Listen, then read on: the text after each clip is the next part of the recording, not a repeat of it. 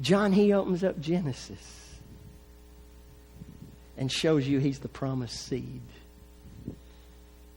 Anthony, he then opens up Exodus and reveals to you he's the Passover lamb. Then Leviticus, and he shows you that he was the offering that was made on the Day of Atonement. In Numbers, he shows you he's the brazen serpent. Bill, in Deuteronomy, he reveals to you that he's the prophet greater than Moses. Dickie, in Joshua, we discover he's the captain of our salvation. In Judges, we'll discover he's the judge of the earth. In Ruth, he's going to be our kinsman redeemer. In Samuel's, Kings, and Chronicles, he's going to be the King of Kings. In Ezra, he's the temple. In Nehemiah, he's the gate that leads into the city. In Esther, he's the provider of our salvation. In Job, he's my living Redeemer. In Psalms, he is my shepherd. In Proverbs, he's a friend that sticks closer than a brother. In Ecclesiastes, he's the creator to remember in the days of thy youth. In the Song of Solomon, he's the lover of my soul. And when we finally make it to the prophets, it's going to be a while. And we open that first prophet, Isaiah. Oh, we're going to discover Jesus as the virgin-born suffering servant.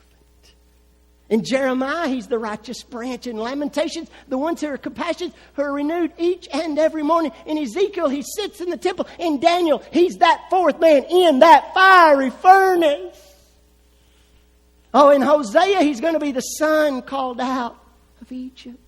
In Joel, he's going to pour out his Spirit upon all flesh. In Amos, he's the reconstructed tabernacle of David. In Obadiah, he ushers in the day of the Lord. In Jonah, he's prefigured in his death, burial, and resurrection. In Micah, he's born in Bethlehem of Judah. In Nahum, he's the avenger of my soul. In Habakkuk, he's the Holy One of Israel. In Zephaniah, he brings in the King of blessings. In Haggai, he's the chosen servant of Yahweh. In Zechariah, he stands on the Mount of Olives. And when we finish the Old Testament in Malachi, he's the Son of righteousness who rises with healing in his wings. Wow. Jesus had to stop there. Why? There was just 39 books in his day. But man, are we so fortunate. In 2014, guess what? There's 27 more.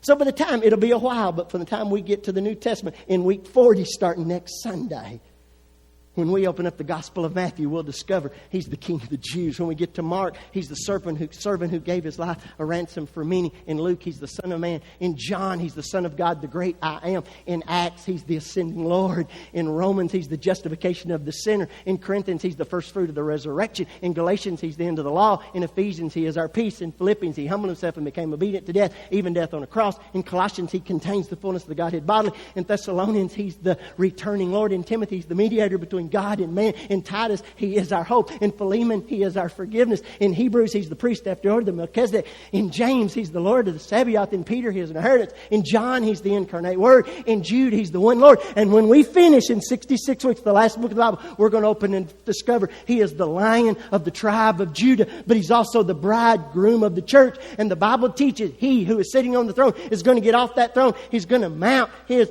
animal, and he's coming on the clouds to gather his people unto himself, and we're going to reign with him forever and ever on a new earth and a new heaven. Wow! Going from a garden where we lost it all to a city where we get it all back. A city that is so big that it's 1,500 miles square to hold all of the people who know Jesus Christ as Lord and Savior.